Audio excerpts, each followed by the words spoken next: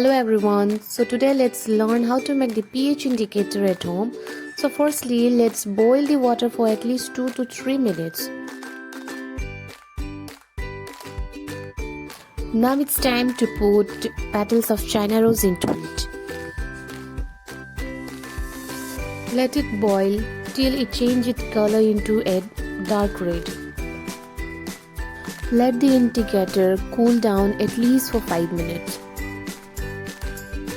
So now let's stain the solution.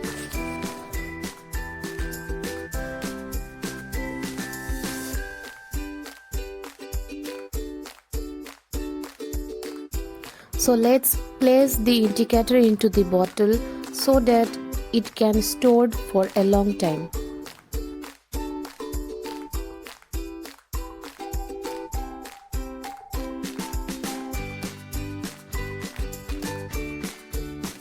So now homemade pH indicator is fully ready.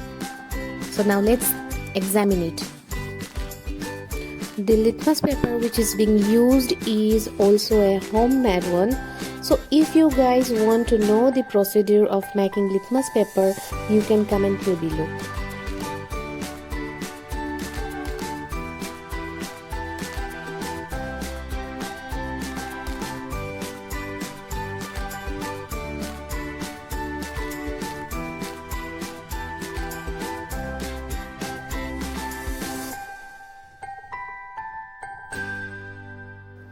Now let's test the pH indicator.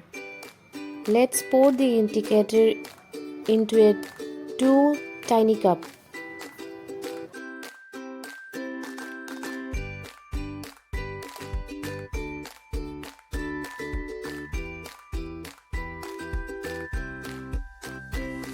Firstly, let's put 1 teaspoon of soapy solution into the indicator and let's see the result. So as you can see, no result has been seen.